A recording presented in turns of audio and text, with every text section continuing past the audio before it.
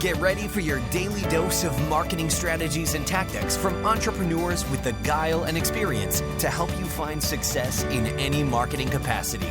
You're listening to Marketing School with your instructors, Neil Patel and Eric Sue. Welcome to another edition of Marketing School. I'm Eric Sue. And I'm Neil Patel. And today we're going to talk about how to improve your PPC campaigns in just 10 minutes a day. So when you're starting with, let's say, AdWords or even Facebook ads, and when I'm referring to PPC, pay-per-click, I'm referring to any type of platform that has any type of cost per click type of bidding. So whether it's Facebook ads, AdWords, you have to think about how you can set up a framework to just really work on it 10 minutes a day, because let's say you're starting out as a business owner and you don't have anybody else that's hired on to help you. Maybe that's all the time you have, 10 minutes a day. So if you're starting out with, I'm going to use AdWords as an example. Ideally, you're going through your accounts every single day. You're looking at the low performers. And actually, I should backtrack a little bit. I'll say every single week, you're looking at the things that are not performing well, and you're ideally shutting those off. You're ideally pausing things. So that's the first thing that you're doing. You're pausing the things that aren't working. And ideally, you're not letting things just continue to sit and waste money and say, you don't have time as a business owner. The least you can do is go in, spend that time, pause the things that aren't working, and then go about your week. The thing I like focusing on when it comes to AdWords and trying to improve how much money you could be making from your campaigns is I like focusing on the landing page and copy. So the first thing I would actually do is double check to make sure that you're getting the most out of each and every single visitor. For example, a lot of people are afraid of pop-ups. And sure, pop-ups on mobile could eventually hurt your search rankings. But if you're driving traffic to specific pay-per-click landing pages, you can do whatever you want, right? You can no follow, no index those pages. You can do exit pop-ups. Why wouldn't you? A lot of people are like, oh, they don't want exit pop-ups. Well, you can do it based on the mouse move. When someone leaves a page, you can show an exit pop-up. It doesn't break AdWords policy. And by doing that one little simple thing, you can at least start capturing revenue from all those people who aren't converting. You may not want to sell them on your product directly because they're leaving the page, but you can just try to give them something like an ebook, a course, case study, PDF, etc. in exchange for an email, and then drip them later on.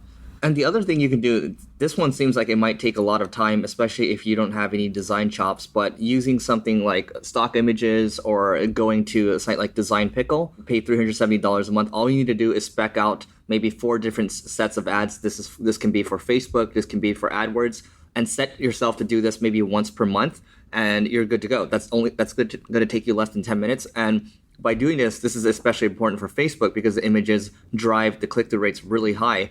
Or can be really low. It's really important to get this at least done for Facebook. And then for AdWords, if you're doing display campaigns or retargeting banners, you want to make sure that you're doing this as well. So ideally, you're knocking these all out in one fell swoop if you're running both Google and Facebook at the same time. Another thing that you should end up trying out with your campaigns is running a survey. So when people go to the landing page, wherever you're trying to convert them, within, let's say, go look at your Google Analytics average time on page. If the average time on page is 20 seconds, well, do something that pops up within 40 seconds, just to be conservative, like double the amount of time. And just put a message on that page saying, what else would you like to see on this page? You can use Qualaroo, Qualroo.com. I think I spelled it right. Yeah, so try out Qualaroo.com. You can use their survey tool to get an answer for that specific question, right? It'll pop up at the right time. Once you get enough feedback, you then know the objections people are having with the landing page. By optimizing it, you can then end up generating more conversions. The next thing you can do that takes only 10 minutes is look at your keywords reports and then look at the keywords that you don't want to be showing up. This is in AdWords. And you want to be, let's just say, for example, I'm bidding on the keyword Chicago pizza, right? And then all of a sudden I'm showing up for Chicago Cubs, I'm showing up for Chicago Bulls, and ideally I don't want to be showing up for these. This is a good example to, mark Bulls or Cubs as negative keywords. And these negative keywords are, going to be kept out. That way you're not wasting budget on these. And a lot of people that are especially starting out with AdWords, they don't really take negative keywords into consideration. And these are oftentimes the things that where business owners will come to us and say, oh, we've tried AdWords, but it just doesn't work for us. And then you find out the really basic stuff like negative keywords or basic stuff like not optimizing or not having some kind of schedule really hurts you in the long run. Now, this tactic works extremely well for B2B campaigns. If you're like me, you probably can't spend enough money, right? I mean, not spend enough money. You don't have enough money. There's always unlimited resources when it comes to paid campaigns, right? And it's very rare that a company has like $1 million, $2 million a month. I wish we could spend an unlimited amount of money, but we're not a Google, we're not a Facebook. Most companies can't. So we're limited on how much we can spend. Why not spend it during your peak hours? That way you can get phone calls. In the B2B world, what we found is not everyone converts through a form field or by themselves and signs up with their credit card. They want to talk to someone. So we try to adjust our spend and use day parting so our ads only show up while we're in business and someone can answer the phone. We're getting a bigger bang for a buck for when we're spending the money. And it's great for us because we could be spending, let's say, $1 million, $2 million a month, but it's not possible due to the fact that that's just way too much cash and our return on that money isn't high enough. If the return was positive right away, we can ramp it up to as much as money as possible. But in most cases, you're going to find that there's a threshold. And for that reason, you should test out day parting. A lot of startups that come to us will arbitrarily say we have this $5,000 test budget, which I don't know where they got that number from. Maybe it's just like a startup land kind of budget. But they'll come to us and they'll say, we're ready to spend $5,000 over 30 days.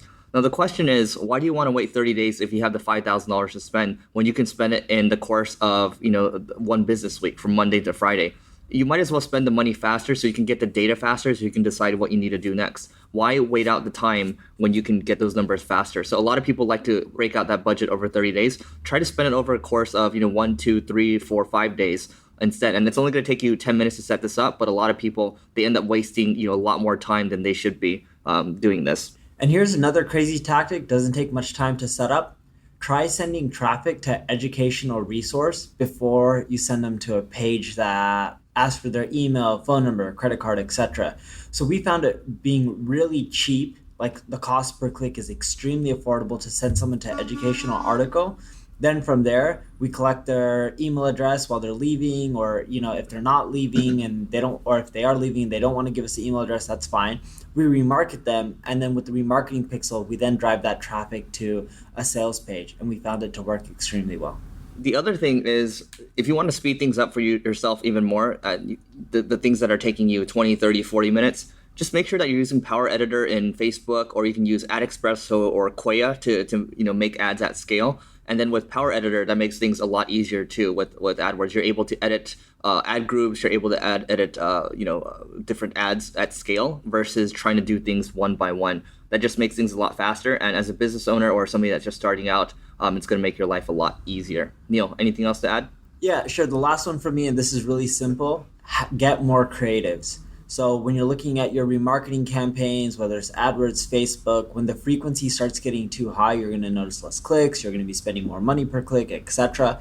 So if you just keep adding new creatives, you'll find that your cost stays low and you can keep generating more and more revenue for the same amount of money. Yeah, and AdEspresso has a really good post on how the CTR does affect the CPC significantly. That's your cost per click. So if you're monitoring these numbers, I definitely recommend that you check out that post to see just what kind of impact that has on your account. And the good thing is Facebook now has a relevance score. Facebook has its relevancy score and Google has its quality score. Make sure that you're doing a good job there, and then your CPCs will be as low as possible. So just watch out for the relevancy score when you're going international. We found that there's a lot of issues in other countries like Brazil, South America, etc. Compared to the US. In the US, UK, and there's a lot of other regions where that relevance score works really well. But we found it to be, in many cases, off in countries like Brazil or Colombia or Argentina, etc. All right, that's it for this episode of Marketing School. We'll see you tomorrow. This session of Marketing School has come to a close. Be sure to subscribe for more daily marketing strategies and tactics to help you find the success you've always dreamed of.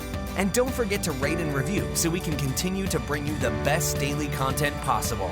We'll see you in class tomorrow, right here on Marketing School.